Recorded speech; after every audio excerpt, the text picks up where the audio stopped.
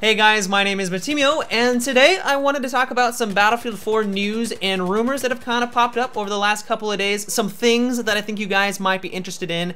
And the first thing that really caught my eye is that Microsoft may have screwed up and accidentally posted the launch date of Battlefield 4 on their Xbox forums. They immediately covered it up, they immediately edited it so it was no longer there, and so this is all rumors and speculation at this point, but the post said that Battlefield 4 was going to be launched on October 29th. And really, this goes along with what happened with Battlefield 3, which also launched in October and also follows the 2-year plan that DICE has been doing for a really long time for all of their Battlefield games. So this isn't concrete. We have no confirmation from DICE or Battlefield or EA or anyone, but it is looking pretty likely that this is probably going to be around the time that we are going to get Battlefield 4. So the next piece of news comes out of the single player, and DICE has come out and said that they want the campaign to be about the human experience. They want it to be about the soldier that you're playing as and the interaction between him and the characters around him, your squad.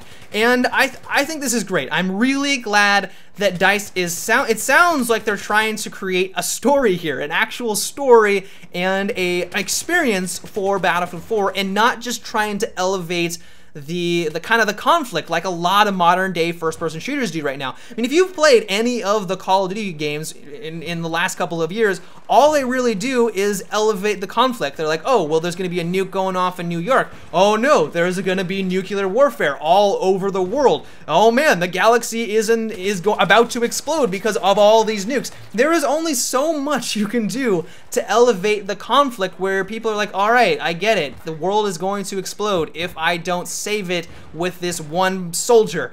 So I'm glad that it seems like DICE is trying to move away from that and trying to actually create a story with good characters and a good narrative behind it, because in my opinion, that's where good games come from. I recently finished BioShock Infinite, and while the gameplay was a lot of fun, what really made it fantastic is the story. It was the characters, it was the interaction between Booker and Elizabeth, and you don't find that in a lot of modern day first-person shooters. And so I don't think that Battlefield 4 is going to be another BioShock Infinite by any means, but I'm hoping it's more in the lines where it is truly character-driven and you actually feel for the characters that are dying around you or being hurt around you or what's happening to them. And if they can capture those emotions, I think that the campaign is going to be a lot better off. So the final bit of information for today is that DICE is apparently very interested in eSports. They can't give us any more information because they haven't announced anything for their multiplayer, but just that they are, I guess, looking into it. And this gives me hope because I really do want to have some sort of eSport aspect to the game, but I'm also a little skeptical because they kind of said this about Battlefield 3, and we all know how far that went. But I really do hope that they work on this competitive aspect for their upcoming title. In my opinion, it just helps the game in general. League of Legends and StarCraft 2 would be nowhere near as popular as they are right now if it wasn't for the competitive scene. People can kind of watch these matches, they can see how good the pros are, and they have something to kind of work for. They have a goal like, wow, that pro is that amazing, I want to get to that point, so they continue to play the game, they continue to buy your DLCs, your content, and you get more money from that. So I think it's not only a good investment for DICE to do this, but also just a good investment for the health and the longevity of Battlefield 4.